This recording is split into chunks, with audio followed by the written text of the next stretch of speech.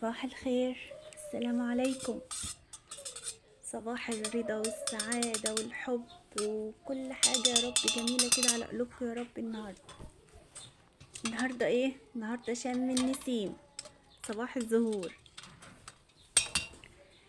قلنا بقى نصحى الصبح كده نعمل ايه؟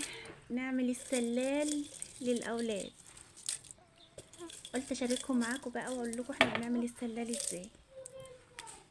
اول حاجه كده انا جبت 6 بيضات على قد الاولاد. سلقت 3 كده باللون الاخضر، اللون ده لون غذائي وما كانش عندي اللي هو بصراحه، فقمت قلت ايه اعمل ال3 التانيين بالكركديه. حطيتهم كده في الميه وحطيت بس نص معلقه صغيره لون وقمت حطاهم على النار. ده بقى السلال بتاع بنتي، شايفينه جميل ازاي؟ ده انا كنت جايبه لها السنه اللي فاتت وعينته السنه دي.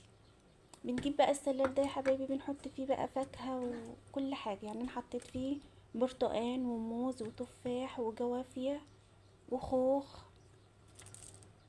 وحطيت لها ديت قرص بالجبنة ودي قرص سادة وفراولة.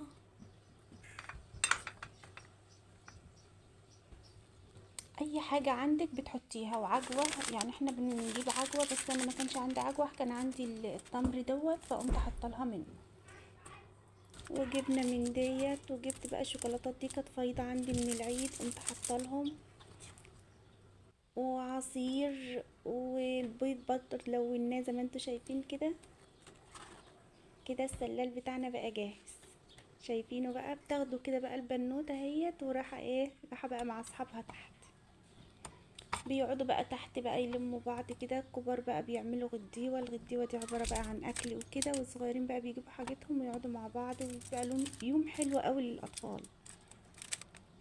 فالاولاد بقى الصبيان بيلعبوا كده وهم ملهمش في السلالات، طبعا انتوا عارفين الصبيان كبروا بقى طبعا على السلالات دي، فعلشان برضو ما يبقاش كده فزي اخواتهم. فحطيت الحاجة، جايبة الحاجة اساسا على اساس 3 بالظبط. فكل واحد بقى خد حاجته. قال لي يا ماما وضبي لنا حاجتنا بقى لما نيجي نبقى ناكلها في الشقة. هي طبعا خدت حاجتها ونزلت مع اصحابها، وهم نزلوا مع اصحابهم يلعبوا، ووضبت لهم بقى حاجتهم. كل واحد حاجته لوحدها، وهم بقى لما بيجوا في اي وقت بقى ياكلوها براحتهم، يسيبوها بقى هم حرين. بس ايه، عشان يبقى كل واحد زي التاني. وكده وضبنا السلالات بتاعتنا. انتوا بتعملوا زينا؟ اكتبوا لنا بقى انتوا عندكم حاجه اسمها سلالات زينا. وكل سنه وانتوا طيبين يا حبايبي، وما تنسوش تعملوا لنا لايك واشتراك، وكل سنه وانتوا